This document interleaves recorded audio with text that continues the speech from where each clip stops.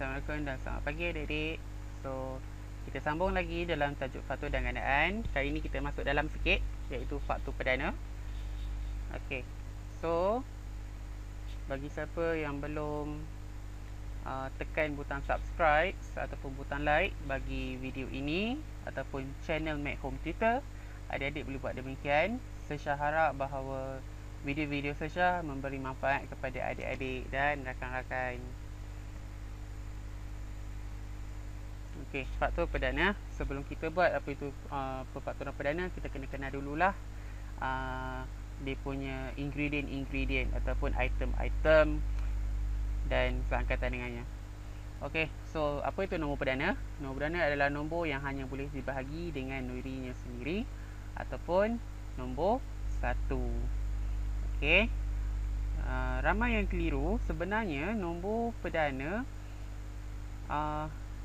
tak termasuk dengan 1. Okey, 1 bukan nombor perdana. Alright. So, faktor perdana bagi suatu nombor ialah hasil darab yang melibatkan nombor perdana sahaja untuk dapatkan nombor tersebut. So, kaedah ada nak buat perfaktoran perdana ada dua cara. Satu, pembahagian berulang, satu lagi pokok faktor. Saya akan terangkan dua-dua ni juga nanti, jangan risau.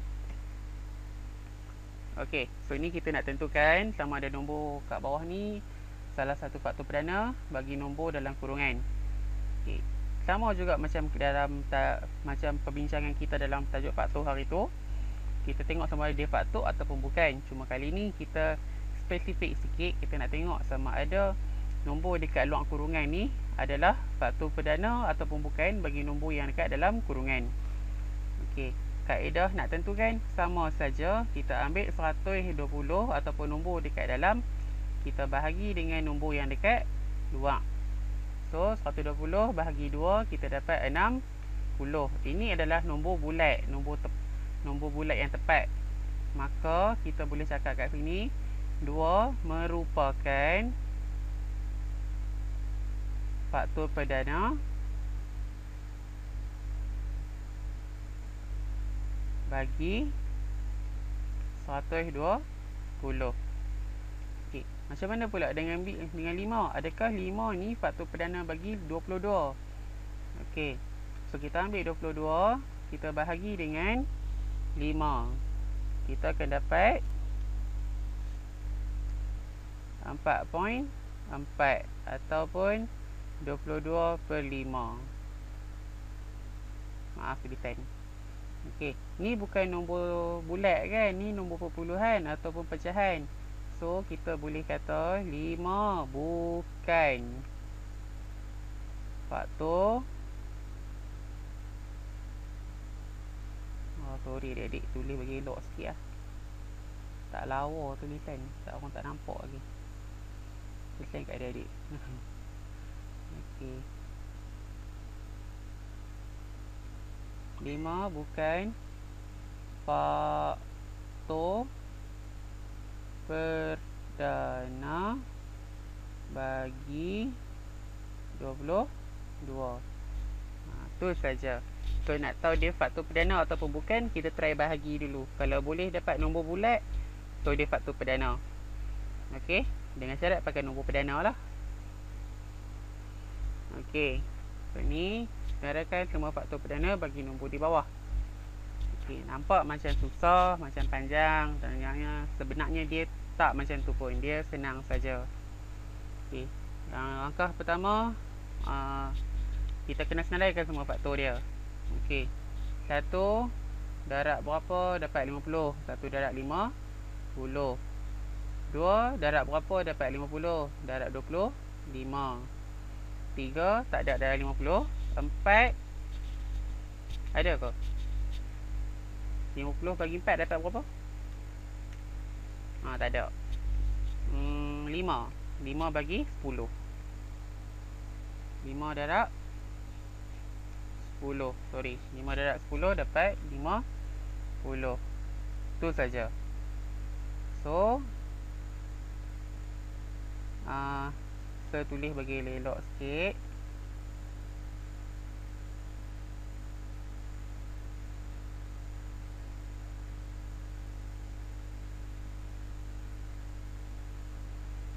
1, 5 darab 10, 2 darab 25, 1 darab 50. Okey, mungkin ada adik-adik yang tak nampak, tak apa, saya tulis kat tepi ni bagi kita semua nampak macam mana benda ni berlaku. So 1 darab 50 dapat 50. 2 dia darab dengan 20, 5 dapat 50. 5 darab dengan 10 dapat 50. So faktor dia adalah 1, 2, 5, 10, 25, 50. Okey, saya harap adik faham. Okey, kenal pasti nombor perdana dalam senarai tersebut. So nombor perdana dalam senarai ni apa? 1 bukan nombor perdana, ya adik-adik. Tolong ingat bahawa 1 bukan nombor perdana. Ini adalah kesilapan yang sangat kerap dilakukan. Okey. So nombor perdana adalah 2 dan 5. 10 bukan nombor perdana sebab dia dalam keadaan 5. 25 pun sama, 50 pun sama. So 2 dan 5. Kita boleh, so ni jawapan dia. So kita akhiri dengan lebih proper lah, dengan lebih baik. Lepas nak jawab soalan, kita kena jawab dengan proper. Senang sikit pemeriksa nak baca. Okey, faktor perdana bagi 50 ialah 2 dan 5. Settle untuk A. Tengok B. Senaraikan semua faktor perdana bagi nombor di bawah. 21. Okey, kita try kira dulu. 1 darab 21 dapat 21. 2 tak ada dalam 21. 3 ada. 3 darab 7 dapat 21. Itu saja. Okey, so faktor dia adalah 1, 3, 7, 21. So kita kena pasti dulu nombor perdana dia adalah 3 dan 7. Okey, 3 dan 7. So tulis bagi proper. Okey, sebab bila kita jawab soalan kena tulis bagi elok-elok supaya pemeriksa tu lagi senang nak baca kita punya jawapan. So faktor perdana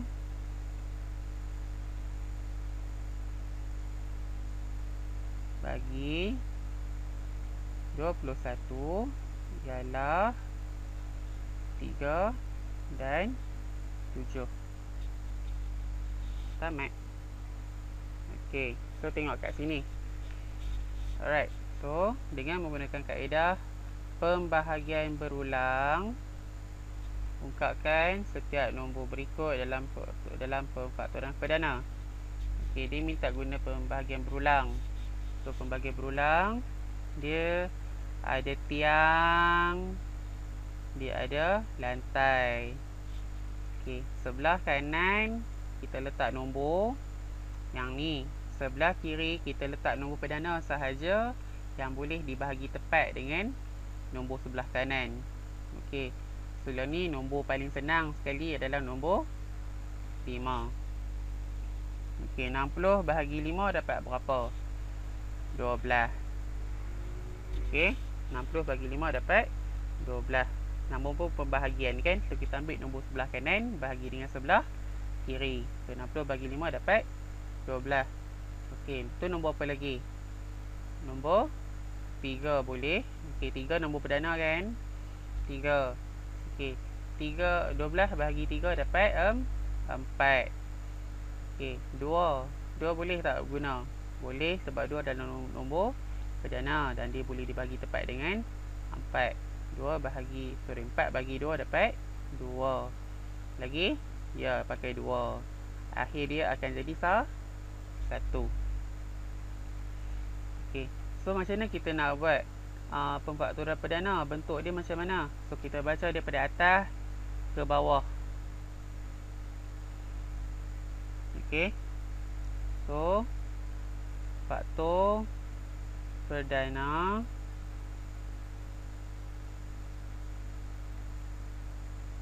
bagi kita pendekkan. Ni panjang lah, kita pendekkan.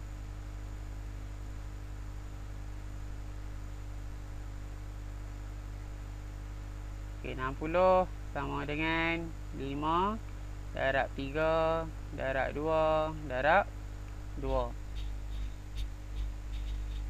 Habis, tu je. Okay, tengok sini pula 44.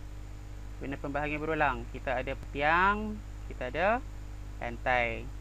Sebelah kanan nombor yang kita nak cari, sebelah kiri nombor perdana. 44 boleh bagi dengan 5? Tak boleh. Dia tak boleh bahagi dengan 3 dan dia boleh bagi dengan 2 sahaja. 2 dapat 22.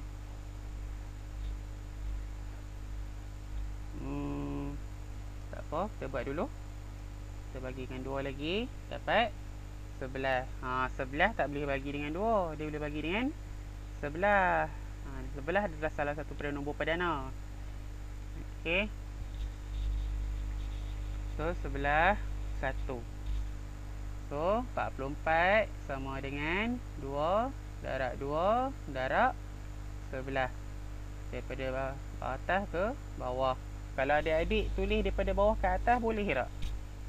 Boleh, sama saja. Dia darab. Okey, darab buat pergi ikut mana pun jawapan dia sama. Okey, ni pokok faktor. Okey, pokok faktor ni dia by layer, by lapis. Okey, lapisan. Dan di pengakhiran dia tu mesti nombor perdana sahaja yang tinggal. Okey. Okey.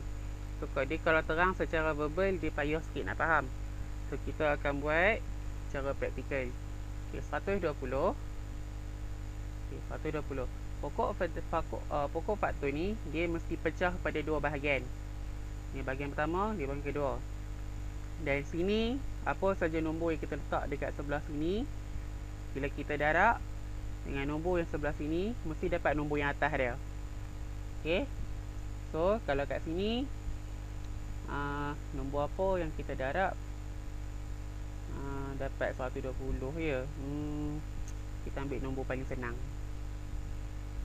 Okey, kita ambil 40 darab dengan 3. Okey, 40 darab dengan 3 dapat 120. Okey.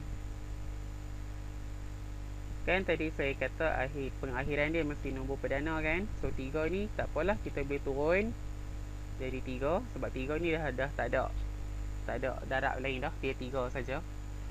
40 ni boleh kan, dia 10 dengan 4. Ada yang kata 2 dengan 20. Sama saja, tak kisah pun. Okey, benda sama. Okey, 3 ni buat turun lagi, 4 dia pecah jadi 2 dengan 2. 10 ni dia jadi 5 dengan 2. Okey, nampak tak? 5, 2, 3. Ni adalah nombor perdana. So 120 sama dengan 5 darab 2 darab 2 darab 2 darab 3. Habis. Tengok 36. Okey, 36 pecah 2. Nombor yang senang adalah 6. 6 darab 6 dapat 36. Okey, 6 ni pecah lagi 2.